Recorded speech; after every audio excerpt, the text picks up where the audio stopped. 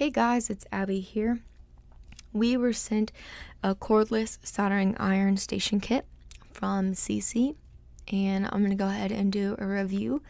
I'm going to talk a little bit about the functions that this comes with, some of the unique things about it, and I'm going to show you how you can put it together. So when I opened it up, everything was packaged together, nothing was loose inside. This here is the actual soldering iron and the base that it is in. So there is a holder that you can stick your soldering iron in, and it also has a little sponge under it to clean off your iron. The chargers, you can charge the battery on there. It is a 21 volt battery, and that would be something you need to charge. It fits with a Makita charger, so we use some Makita drills at our work here, so we have some other chargers that it can fit on. It comes also with 5 tips.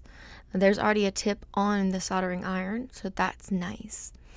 And what else did I pull out? I pulled out 2 helping arms, so those can go on the side of the soldering iron. We can screw those in and then use that little wrench that they gave us. It has 2 little clips, so I just tap tested them, make sure that they clip, and they do. The last thing that I have in there is a user manual, so I flipped through it. It is pretty short and straight to the point, so that's awesome. Nobody likes it when it is long and complicated. And then I saw this, a 3-year warranty, and it talks about the warranty on the last page of the user manual. So here is that 21 volt battery, and I was going to show you that if you push that power button, it will show you how charged it is. So this is how it came automatically. It went up to the 3rd light, so it had some bit of charge, but if I wanted to charge it completely, if I was going to use this right away, I might want to charge it all the way up.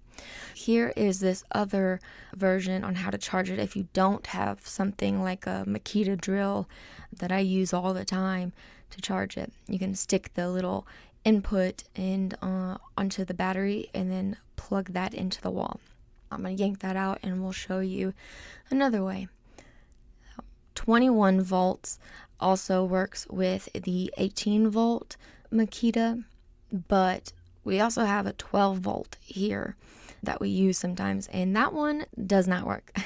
So I wanted to just show you the difference in the sizes, but I wanted to play around, and I did put that 18 volt Makita battery onto the soldering iron station, and it did turn on. So fun fact there.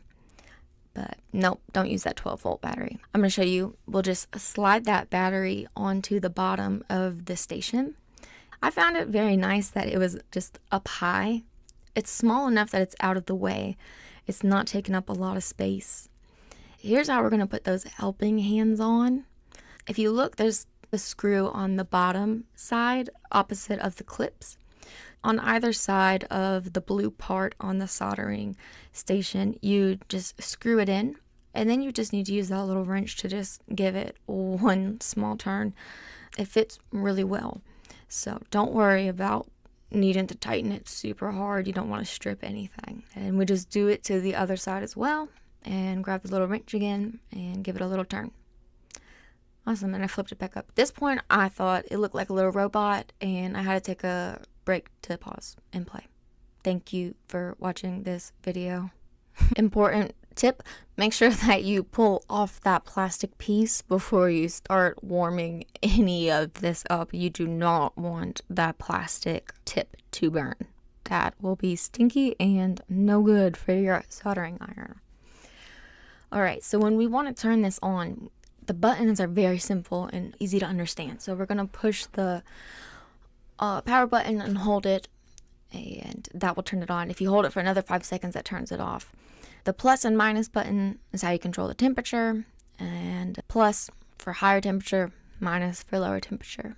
Something that I do like about this one is that if the soldering iron is inactive, it's just being sat there for 10 minutes, it will go into standby mode by itself. So if it's greater than 392 degrees Fahrenheit, it will drop itself to that temperature, 392. If it is below 392 already, it just stays in standby mode at that temperature, which it's cool because it's not just sitting there burning and burning on your soldering iron. But before you go ahead and start using this, you need to clean off the tip and you need to tin your soldering iron to make sure that this is going to be in the best shape for you to start working with. I like that their soldering machine heated up very quickly. I did not have to wait long before I was able to use it on this main board. This is an ST2000 main board from the printers that we have here around the warehouse, and we refurbish and repair. And I was able to replace the fuse. I usually drop a lot of lead just down on the top of it and give it a wiggle around, so you'll see that that fuse comes off. Every time that you are done working with your soldering iron, go ahead and clean it off with a sponge, add a little bit of tin to the tip of your soldering iron, and you can put it away. Wait 15 minutes, they recommend, before you take off the battery for it to cool down.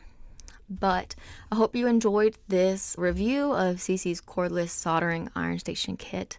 I'm very excited to start using it. Bye.